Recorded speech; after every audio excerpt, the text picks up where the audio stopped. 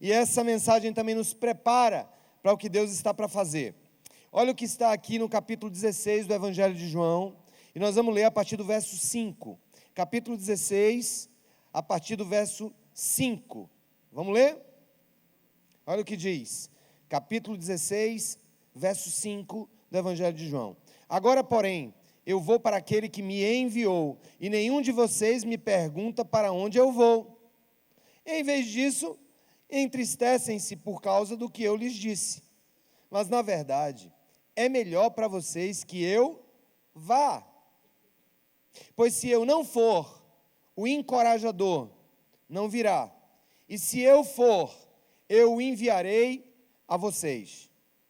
Quando ele vier, convencerá o mundo de quê, gente? Do pecado, da justiça e do juízo. Do pecado, porque o mundo se recusou a crer em mim. Da justiça, porque eu voltarei para o Pai e não me verão mais. Do juízo, porque o governante desse mundo já foi condenado. Há tanta coisa que ainda quero lhes dizer, mas vocês não podem suportar agora. Quando vier o Espírito da verdade, ele os conduzirá a toda a verdade. Não falará por si mesmo, mas lhes dirá o que ouviu e lhes anunciará o que ainda está para acontecer. Ele me glorificará, porque lhes contará tudo o que receber de mim. Tudo que pertence ao Pai é meu. Por isso eu disse, o Espírito lhes contará tudo que receber de mim. Mais um pouco e vocês não me verão mais. Algum tempo depois me verão novamente. Louvado seja o nome do Senhor. Deixa aberta a tua Bíblia. Gente, eu estava pensando sobre o que nós vimos até hoje na série Vida Contagiante. Nós começamos a entender que precisamos ter uma motivação para agir com a vida contagiante. E a motivação que nós vimos para sermos contagiantes, para que a gente exale o perfume de Cristo, para que a gente exale o perfume da palavra de Deus. A primeira razão, qual foi? O senso de urgência. A nossa motivação para isso está na urgência. E que urgência é essa? A urgência que tem a dizer sobre uma coisa que é muito às vezes dura de se ouvir. A porta da graça tem dia para fechar. A porta da graça tem dia para fechar. Repita isso comigo. A porta da graça tem dia para fechar. Como eu disse em uma das minhas pregações nessa série, hoje, por exemplo, se realizou o que eu tinha cantado a pedra domingo passado, que são chamados retardatários do Enem. Gente que não chegou na hora. Inclusive aconteceu um fato muito inusitado, e eu faço um apelo aqui para alguém que seja do ST Trans, ou da CEMOB na realidade, que eu acho que faltou um pouco de sensibilidade aos operadores do trânsito, porque a Epitácio Pessoa, por exemplo, ela é fechada aos domingos para ciclistas. Mas por que ela é fechada aos domingos para ciclistas? Porque não tem carro. Porque o nosso trânsito do centro para cá e daqui para o centro é inexistente. Hoje eu vi pessoas desesperadas. A fila, por exemplo, para quem estava ali na Maurício Nassau, que foi o meu caso, começava no Espaço Gospel, no Rio Carneiro, e ia até a Maurício Nassau, levando às vezes meia hora, 2 faixas e uma faixa desocupada, com meia dúzia de ciclistas. Faltou um pouco de sensibilidade, mas isso aqui é um ponto. Se houver alguém da CEMOB, vai ter Enem de novo domingo que vem, né? Que tenha um pouco mais de sensibilidade com relação a isso, né? Porque é uma cidade toda que está correndo para o Enem. Mas eu quero falar que houve os retardatários do Enem, e não adianta você chorar. O regulamento diz que o portão fecha que horas? 12:00. Ponto. 12:00 ele vai fechar. Ponto. Chega em 12:01, você vai ficar do lado de fora. Essa é a realidade. Assim será com a vinda do Senhor. A porta da graça está aberta. Mas quando Jesus vier para consumar o seu reino, e a porta da graça fechar, a porta da graça fechou. Nós vivemos no tempo da graça. Nós somos a igreja do Deus vivo. Jesus está dizendo que ele ia embora, mas que ele iria mandar o nosso ajudador, o nosso encorajador. E uma das tarefas do Espírito Santo, que aqui ele chama de encorajador, é exatamente nos habilitar a ter perfume de Cristo. O Espírito Santo nos habilita a fazer coisas que nós nem imaginamos que somos capazes de fazer. A ponto de Jesus, em um certo momento, quando ele mandou os discípulos para o campo, ele disse, olha, não se preocupe com o que vocês vão falar. Abra a boca, que o meu Espírito Santo vai falar por vocês. Ele vai falar por vocês. Então nós vimos na primeira mensagem da série Vida Contagiante, que eu preciso ter uma vida contagiante hoje, porque o tempo de ser contagiante vai passar. Não haverá mais evangelho para ser pregado. Haverá apenas juízo a ser realizado. E nós precisamos pregar o evangelho e viver como perfume de Cristo hoje. Hoje é o dia. Vimos na semana passada qual o conteúdo da nossa mensagem. E aqui eu não vou me delongar. O conteúdo desse perfume. Primeiro, a ideia de que todos são pecadores. Segundo, a realidade de que Deus ama a todos. Terceiro, Deus ama a humanidade, mas precisa resolver o problema do pecado. E para ele resolver o problema do pecado, só tem duas maneiras. Ou você paga, ou ele paga. Para você pagar, você vai pagar com a sua vida eternamente. E Deus oferece o seu Filho para pagar essa dívida no seu lugar. Esse é o Evangelho, puro e simples, desse jeito, sem arrudeio. Essa é a mensagem do Evangelho. É substituição penal. É Deus tomando a forma de homem, é Deus se humanizando para salvar a humanidade. Agora, ou você lida com esse problema você mesmo, ou você coloca nos ombros do Senhor, na cruz do Senhor. E aí a gente está aqui.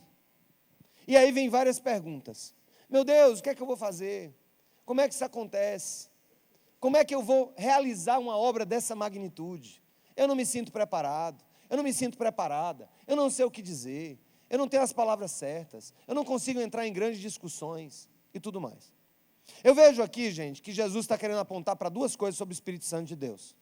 E eu quero me concentrar nessas duas coisas, para que eu possa vencer as objeções da vida a ser alguém com a vida contagiante. A primeira objeção na minha vida, que eu tenho que vencer para ter uma vida contagiante, é a objeção que se apresenta dentro de mim mesmo.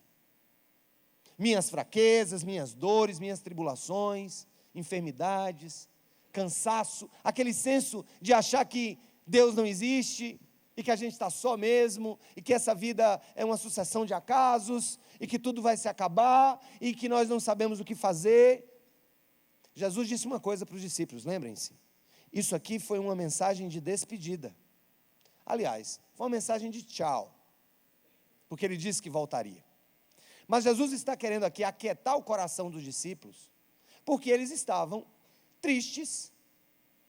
E ao invés, Jesus dá uma dica aqui para nós, ele diz assim, agora porém eu vou para aquele que me enviou, ou seja, eu estou voltando para o meu Pai, e nenhum de vocês me pergunta para onde eu vou. Em vez disso, entristecem-se por causa do que eu lhes disse. Ou seja, ele anunciou que ia morrer, ele anunciou que o seu plano sacrificial tinha sido cumprido, mas estava todo mundo triste. Por quê? Porque não estava entendendo o sentido da sua partida. É por isso que ele disse, você nem pergunta para onde eu vou e está todo mundo triste assim. Por que vocês estão tristes? Qual é o motivo da sua tristeza? Eu estou voltando para o Pai, e é importante que eu volte. Aqui ele vai introduzir um conceito muito importante na vida cristã. Jesus precisava estar com o Pai, para que o seu Espírito Santo fosse derramado sobre toda a humanidade, sobre todos os que creem. É aqui que ele vai dizer aqui, eu vou, porque se eu não for, o encorajador, em algumas Bíblias aí tem o consolador, em algumas traduções, não virá. Mas se eu for, eu os enviarei a vocês. O que é que Jesus está dizendo para nós? Eu vou, mas vocês têm o Espírito Santo. Eu não estou presente fisicamente no meio do meu povo, mas o meu Espírito Santo está sobre vocês. Vocês são portadores do Espírito Santo, entenda. Vocês têm poder. Esse Espírito Santo é o que vos encoraja. É interessante que o Espírito Santo, ele é chamado de Paráclitos. Aquele que anda do lado. A própria palavra exortar, quando você diz assim, rapaz, eu exortei fulano, tem um sentido muito pejorativo na nossa cultura. Mas exortar é exatamente encorajar e consolar. O que é exortar alguém? Pela própria tradução literal do grego, é andar ao lado. É aquele que está ao meu lado. Deus está querendo dizer para você, meu irmão, e para mim, não importa a estação da vida em que você esteja, que você pode não ver, mas Ele sempre estará ao seu lado. É o encorajador. Jesus está dizendo, eu vou, e é bom que eu vá, porque eu indo, eu derramarei do meu espírito, o encorajador. Eu quero dizer uma coisa para você, ainda que você não perceba, e isso é o grande desafio da nossa vida, é nos vencer. O maior desafio de Sérgio Queiroz chama-se Sérgio Queiroz e suas fraquezas. O maior desafio da minha vida sou eu mesmo, são as minhas decepções, são as minhas crises, são as minhas fraquezas, é a ideia que vem como em qualquer ser humano, às vezes a sensação de abandono, a sensação de que eu estou agindo pela minha própria força, a sensação de que eu estou fazendo aquilo a partir dos meus próprios argumentos, e quando acaba o combustível, gente, aí você vai ter a seguinte ideia, você tem duas coisas, ou você sucumbe diante de si mesmo, e de suas limitações, ou você é lembrado por Jesus a partir da palavra. Por isso que a gente tem que estudar a palavra. Jesus está dizendo para você, eu estou do seu lado, o meu Espírito Santo está com você, está cansado, eu estou lá, está no luto, eu estou do seu lado, está vencendo, eu estou do seu lado, está chorando, eu estou do seu lado, vai dormir, eu estou do seu lado, levantou, eu estou do seu lado, está lutando, eu estou do seu lado, está ganhando, eu estou do seu lado, está perdendo, eu estou do seu lado, eu estarei sempre ao seu lado, eu sou o vosso encorajador, e o Senhor quer que você lembre disso nessa noite, especialmente aqueles que estão cansados. Você não está só, o Espírito Santo de Deus estará sempre com você, louvado seja o nome dele. Dê um glória a Deus bem alto. Ele está com você, do seu lado, no mar, no ar, na terra, no luto, no nascimento, no casamento, no divórcio, na luta, Ele está do seu lado. Então, quando eu tenho esse entendimento, gente, aí eu vou mais longe. Na realidade, a ideia de Paráclitos é aquele que está do lado, é aquele que encoraja. Mas eu quero dizer uma coisa mais vigorosa ainda para você. Ele não só está ao seu lado. Jesus, na festa dos tabernáculos, uma das últimas festas que ele participou em Jerusalém,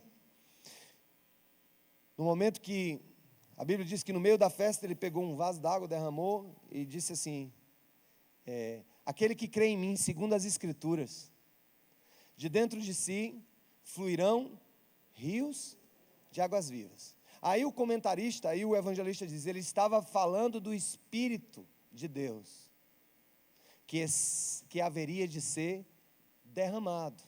E Jesus vai falar do Espírito Santo da seguinte maneira, aquele que está convosco, mas que estará em vós. Meu Deus. Deus resolveu habitar em cabanas. Deus resolveu habitar em casebres. Nós somos casebres. E eu vou mais longe. Deus resolveu habitar em castelos de areia. Você é um castelo de areia. Você não é capaz de sobreviver a um simples vento da vida. Nós somos castelos de areia, e ainda assim, Jesus está nos dizendo que esse Espírito que foi prometido lá em Atos 1, verso 8, desde o profeta Joel lá atrás, mas que é reconfirmado em Atos capítulo 1, verso 8, ele disse, não sai de Jerusalém até vocês serem revestidos de poder, e vocês vão receber poder do céu, e vocês serão o quê? As minhas testemunhas. Olha o perfume. Em Jerusalém, Judéia, Samaria, nos confins da terra. E aí em Atos 2, um capítulo depois, essa promessa se cumpre. O Espírito Santo vem sobre a igreja. E eu quero dizer uma coisa, o Espírito Santo está sobre a igreja. Ele está sobre nós. Ele está sobre nós. Diga, Ele está sobre mim. Diga, Ele está em mim. Diga, não porque eu mereça, porque Ele escolheu estar em mim. Aleluia. Gente, para que eu vença as objeções, a começar as objeções que habitam dentro do meu próprio ser, eu tenho que me lembrar disso. Eu vou dizer uma coisa para você, se eu não me lembrar disso, Toda segunda-feira, quando eu me levantar, eu entro em profundas tristezas, quando eu vejo os grandes desafios da vida e quando eu vejo o quão pequeno eu sou para enfrentá-los. Faça esse exercício. Comece todo dia, ao acordar, dizer assim: bom dia, Espírito Santo de Deus. Sei que me levanto e tu estás comigo. Sei que sairei e tu estás comigo.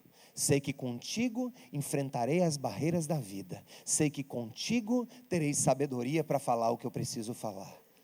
Conte com Ele, conte com o Espírito Santo, porque é Ele que vai não só alinhar o seu coração com o coração de Deus, como vai te dar força quando força não mais existir. Sabe como é que eu comparo a gente a uma bateria. Nós não somos uma fonte permanente de geração de poder. Nós não transformamos uma energia em outro tipo de energia. Nós não temos a capacidade, nós não somos uma placa fotovoltaica que transforma ali a energia solar em energia elétrica. Nós não somos uma hélice, nós não somos uma torre, nós não somos uma usina eólica que transforma ali aquela energia cinética produzida pelo vento em energia elétrica. Nós não temos poder em nós mesmos, escute isso. Mas o grande problema é que com o passar do tempo e com a experiência da vida, nós vamos nos transformando em baterias cada vez maiores, cada vez mais robustas. E aí nós armazenamos, nós não produzimos, nós não geramos, e Deus vai nos dando porções da sua graça. Na nossa busca, na nossa oração, no estudo da palavra, no serviço ao próximo, Deus vai nos enchendo com o seu poder. Mas nós não somos uma estação geradora. Nós somos, no máximo, uma estação que armazena. Nós somos um tanque, nós não somos o combustível. Nós somos a bateria, nós não somos a energia. Nós temos esse depósito em nós. Mas sabe o que vai acontecendo com a gente? Deus é tão bom e tão sábio, que Ele vai te dar a bateria, e você vai vivendo por ela. E o pior, é que quanto maior a bateria, quanto maior o tanque do carro, quanto maior o depósito de combustível que nós nos tornamos, e eu estou falando aqui em sentido humano, existencial, qual é a tendência? Eu vou confiar mais naquilo que ainda tem na reserva da minha vida. E aí eu vou andando só, já tenho demais. É o caso daquela pessoa, gente, me permita. Se há uma estratégia diabólica no meu entendimento, e eu sou um defensor feroz da igreja local, não dessa igreja, da igreja local, qualquer igreja local. Todo cristão precisa de uma igreja, todo cristão precisa de uma comunidade, todo cristão precisa de um lugar para chamar de seu, todo cristão precisa de um lugar para pagar as contas com ele, todo cristão precisa de um lugar para aprender, para ensinar, para servir e para ser servido, todos nós. Então o que é que eu vejo? Tem gente que às vezes está tão cheia de si, tem uma bateriazona desse tamanho, porque conhece a Bíblia, sabe, é espiritual, então eu vou viver sozinho, não estou nem aí. E o pior é que a vida, gente, às vezes nos dá certas rasteiras, que nós perdemos inclusive a capacidade, sabe, espiritual, de sinalizar que o nosso tanque está ficando baixo. A gente só vai perceber quando o combustível acabou, e às vezes a gente está no meio do nada. Essa nova lei agora, de acender o farol na estrada, é um negócio. O cara esquece de ligar, é multado, liga e esquece de desligar, perde a bateria descarrega. Aconteceu isso com você? Aconteceu comigo 3 vezes, não sei se é porque eu sou mais baleco, 3 vezes.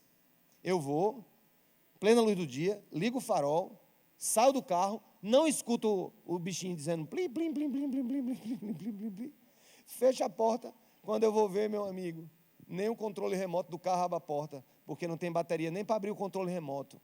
E aí eu já me vi em situações muito chatas, uma delas num estacionamento no centro da cidade, precisando correr para uma reunião.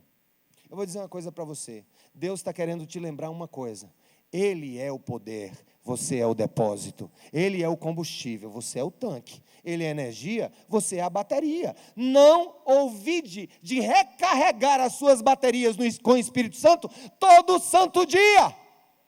Todo santo dia. Não deixe, gente, que você chegue em um estado, sabe, de escassez espiritual, a ponto de secar, de perder a graça, de perder a vontade, de não ver mais sentido em ser cristão, de não ter mais alegria de compartilhar a palavra de Deus. A minha oração é que esse auditório hoje seja como um grande posto de gasolina, e Deus derramando combustível sobre a igreja dele, enchendo o seu coração, enchendo a sua vida de ânimo. Deus está te dizendo agora: levanta do chão, levanta essa cabeça, levanta desse lugar de prostração, eu estou contigo, eu nunca te abandonei. Você é que esqueceu de abastecer o seu tanque. Jesus está querendo lembrar para aqueles homens e mulheres que eles não poderiam fazer nada sem Ele. Sem mim, nada podeis fazer. Agora vem uma segunda objeção que eu quero tratar com vocês. Ela não é interna. Ela não tem a ver com as nossas fraquezas, que às vezes não são muito bem gerenciadas e avaliadas. E o Espírito Santo de Deus quer realinhar isso em você, no seu coração. A outra tem a ver, gente, não com os que estão vazios, mas com os que estão cheios. E aí a gente tem uma segunda objeção. A gente ora, a gente estuda a palavra, a gente dá bom testemunho. Você já percebeu que às vezes é tão difícil convencer alguém que ela está no caminho da perdição? Às vezes é tão difícil alguém na família, às vezes alguém que está próximo, entender a graça de Deus e a salvação em Cristo Jesus. Meu Deus! Às vezes parece tão óbvio. Quando as vendas caem dos nossos olhos, as coisas se tornam óbvias. O óbvio passa a reinar. Não é tão óbvio. É tão óbvio que Deus faz isso, é tão óbvio que Ele fez isso na minha vida. E aí, gente, o que é que eu quero falar agora? Nós estamos em um mês de evangelismo. Está chegando aí também o mês de dezembro, oportunidades da igreja ser igreja, da gente pregar, da gente abençoar, da gente presentear, mas ao mesmo tempo ser presença transformadora na vida das pessoas, ser perfume, espalhar esse perfume onde quer que a gente esteja. Mas aí, a gente começa agora a enfrentar uma outra coisa, que é a objeção do coração do outro, que não tem o Espírito. Essa é uma grande dificuldade. É por isso que Jesus vai dizer aqui para os apóstolos, pessoal, vamos ler de novo, vamos voltar para João, vamos voltar para João 16, ele não só diz que ele é o encorajador da igreja, ele vai dizer uma coisa aqui muito especial, quando ele vai dizer no verso 8 do capítulo 16, vamos lá comigo, vamos acompanhar, quando ele vier, o que é que ele vai fazer? Convencerá o mundo do pecado, da justiça e do juízo. Deus está dizendo aqui uma outra coisa, que o Espírito Santo não é apenas para nos empoderar, para nos dar vida, nos dar vigor, nos fazer levantar todo dia e dizer assim, eu vou vencer esse dia, o Senhor está comigo, o Senhor habita em mim, Ele não me deixa, aleluia. Mas aí, gente, esse mesmo Espírito Santo é o que vai capacitar você a fazer coisas que você não imagina que é capaz de fazer para o reino de Deus. Eu gosto muito da seguinte comparação sobre os dons do Espírito Santo. Eu creio que todos aqui creem nos dons do Espírito Santo, em todos, eu creio em todos. Eu creio que são contemporâneos todos, de línguas a profecia, de evangelismo, a palavra de encorajamento. Enfim, eu creio que os dons espirituais, que a Bíblia diz lá em 1 Coríntios capítulo 13, que Deus distribui com a igreja, Ele distribui como convém a Ele, certo? A Bíblia diz, Ele dá a cada um conforme a sua conveniência. O que Ele acha que deve dar e a quem Ele acha que deve dar. É por isso que Paulo vai dizer, a uns Ele dá a palavra de conhecimento, a outros Ele dá dons de curar, a outros Ele dá profecia, a outros Ele dá línguas, a outros Ele dá isso. E Paulo vai construir, gente, uma coisa interessante, é como se Deus pegasse uma caixa de ferramenta, é como se Ele pegasse uma caixa de ferramenta celestial, e desse, e distribuísse na igreja, diversas ferramentas. Por exemplo, eu vou fazer uma pergunta para você, qual é a melhor ferramenta para você empurrar um prego num pedaço de madeira? Qual é a melhor ferramenta? Qual é a melhor ferramenta? Eu pergunto, você pode tentar bater o martelo, bater o prego, com o cabo de uma chave de cano, Pode. Mas é o instrumento mais propício para isso? Lógico que não, tá? Qual é o instrumento mais propício para você desenroscar um tubo? A chave de cano. Você pode usar um alicate para isso? Pode. Nem sempre ele vai dar certo. Ele não tem a embocadura, às vezes, necessária para fazer aquilo. Então, o que é o dom espiritual? O dom espiritual, gente, é algo que Deus distribuiu para cada um dos seus filhos e filhas. Você tem pelo menos um. Deus te deu um instrumento que vai ser útil dentro desse grande ferramental que Ele vai usar para transformar o mundo para a glória dEle.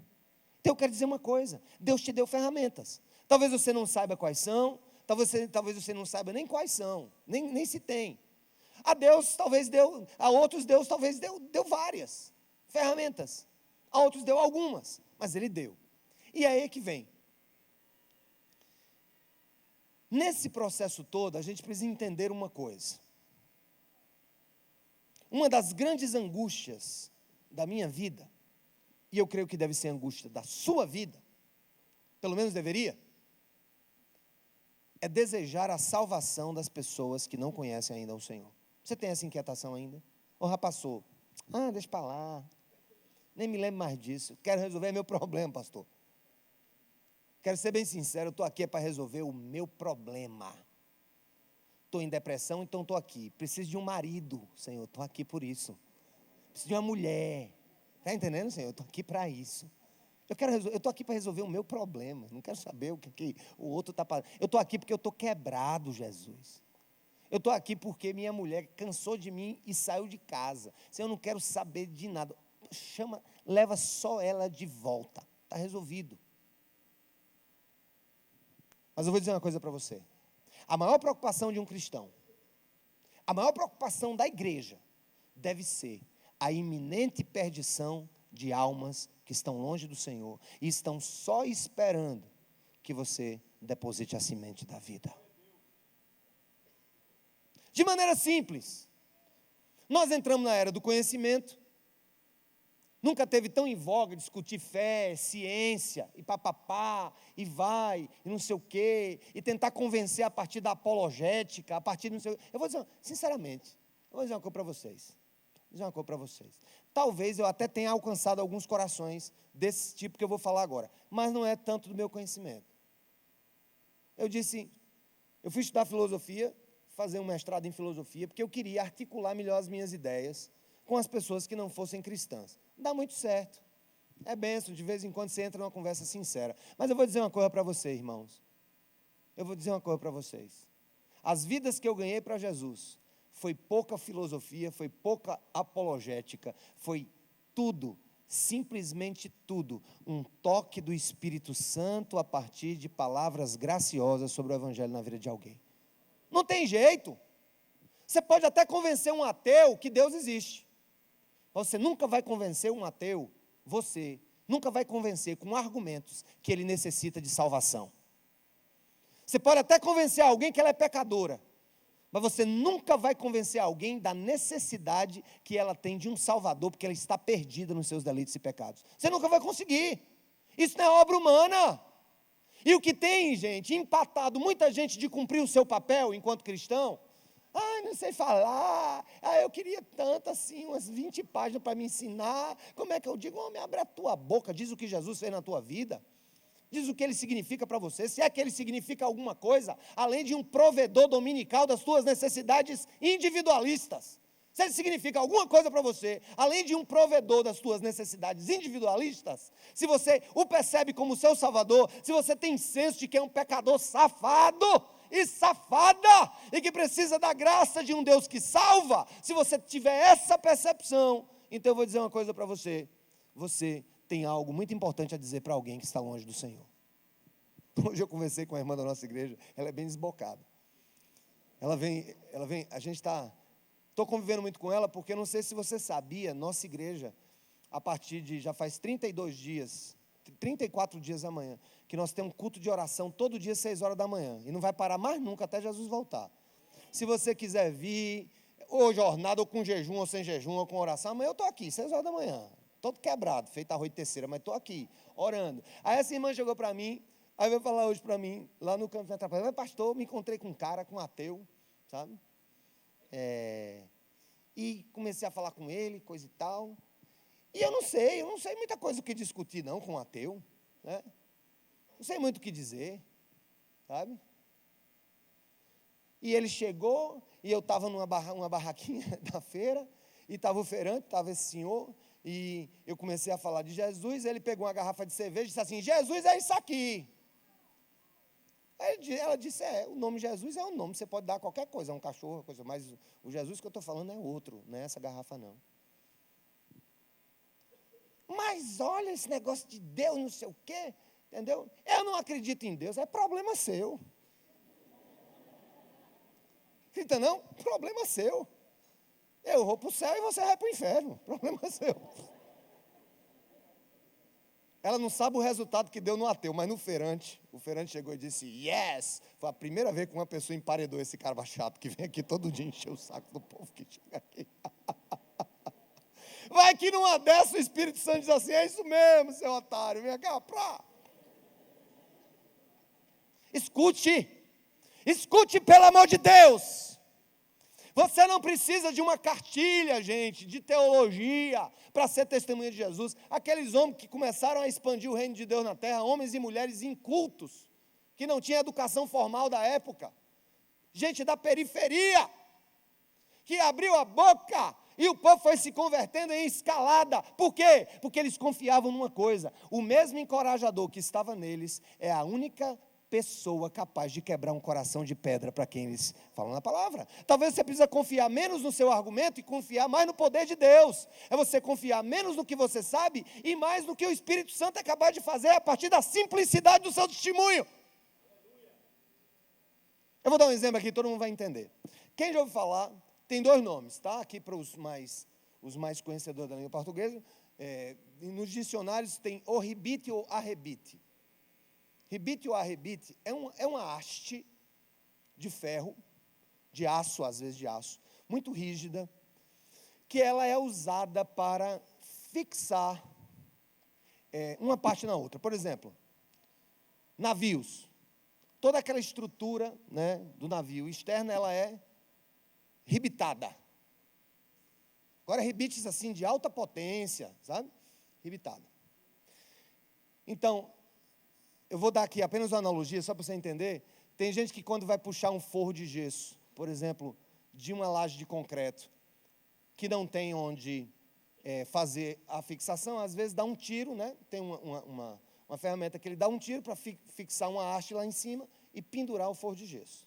Eu quero fazer uma analogia para você aqui. Você vai entender, vai sair daqui feliz da vida. Quem é você na história do arrebite? Veja bem, o arrebite, a haste, é a palavra de Deus. É o verbo. É o que transforma. É o que entra e faz assim, ó, trá. E o cara se vê, está no chão assim e pronto. A palavra. Quando Deus entra com a palavra dentro da gente. Quando a palavra bate dentro da gente. Então, esse arrebite, essa haste, é como se fosse o evangelho. Você é o operador.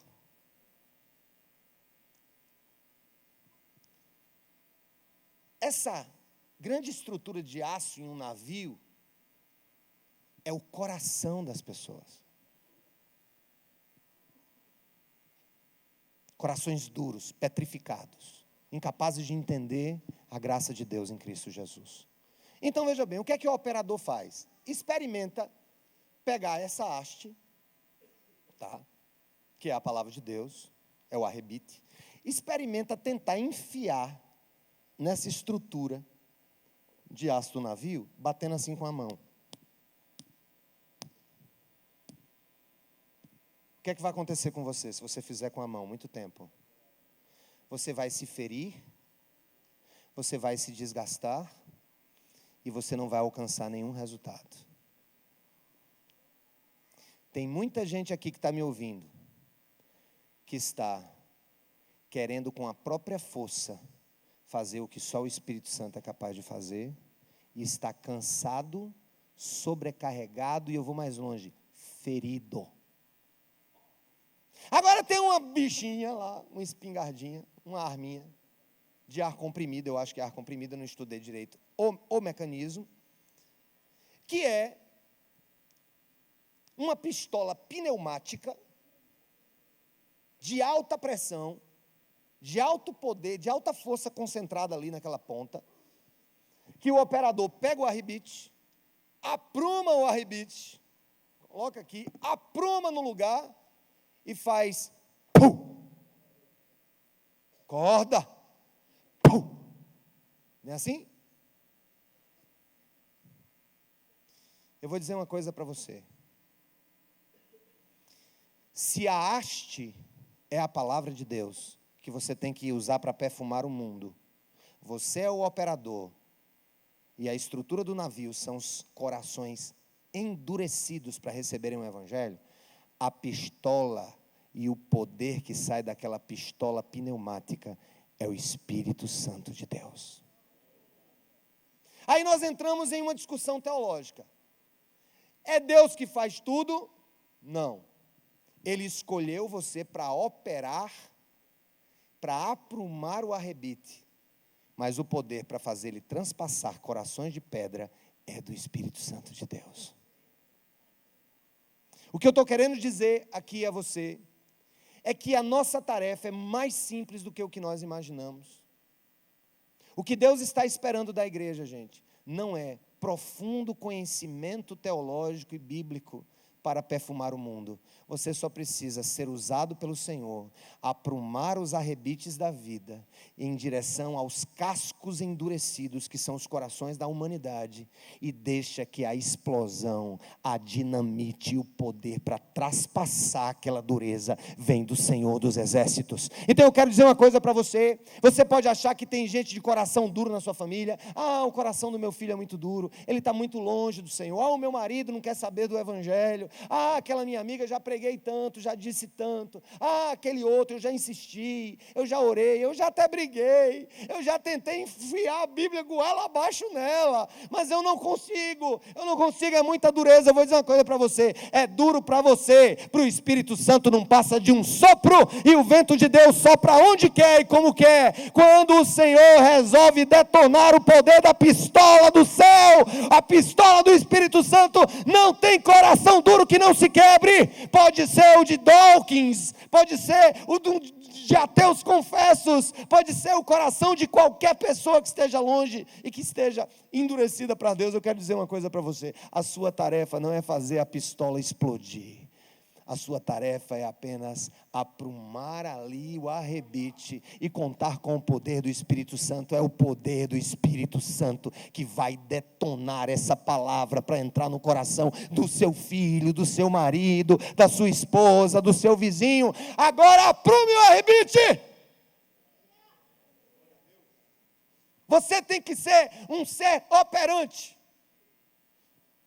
Deus poderia mover essa pistola aleatoriamente, mas Ele escolheu um operador. E quem é o operador da pistola do Espírito Santo? É a igreja do Deus vivo. Somos nós, a força é dele, a ação é nossa. Nós pregamos e Ele detona a força. Nós compartilhamos e Ele realiza a obra. Nós intercedemos e Ele realiza o milagre. Mas você tem que fazer a sua parte. Está todo mundo entendendo mais ou menos? Está claro? É por isso que Jesus vai dizer para os discípulos: olha, é esse Espírito Santo que vai convencer o homem do pecado, da justiça e do juízo, não é você. Então, resumindo o que eu tinha a dizer no começo, as pessoas que eu ganhei para Jesus, muitas que eu ganhei para Jesus, foi a palavra de Deus, foi o poder do Espírito Santo. Nunca esqueçam, Paulo disse que essa palavra é loucura para os que perecem. E ele diz: mas para nós que somos salvos, é o poder de Deus. Você tem uma bomba no seu colo. Isso aqui é o poder de Deus. Para te levantar da cama, para te levantar da prostração. Para que a sua família seja tomada e abençoada pelo Espírito Santo de Deus. Tome uma posição, meu irmão. Tome uma posição, minha irmã. Seja operador dessas graças. O realizador é o Senhor, mas você é o companheiro que Ele escolheu. Ele escolheu você. Ele escolheu você. Estão lembrados? Jesus vai dizer assim: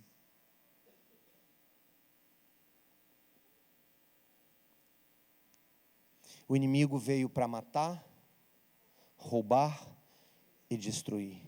Mas eu vim para que vocês tenham vida e vida em abundância.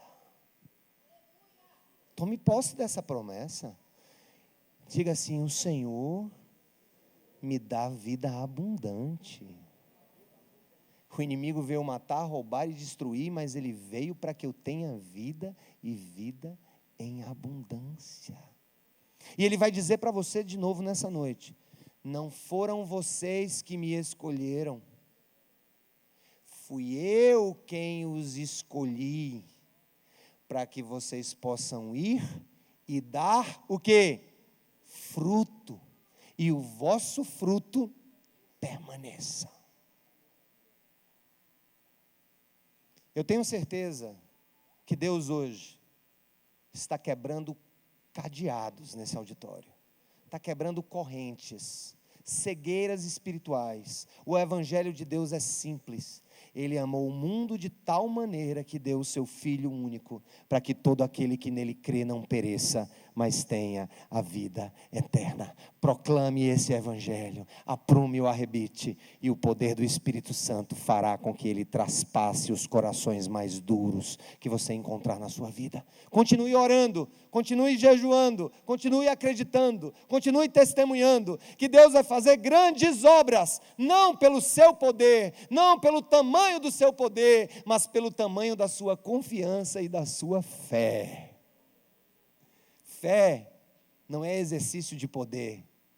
Fé é confiança no poder de Deus. Diga fé. Diga fé. Não é o exercício do meu poder. É a confiança no poder de Deus que me chamou para essa obra. Amém, gente? Que o Senhor nos ajude.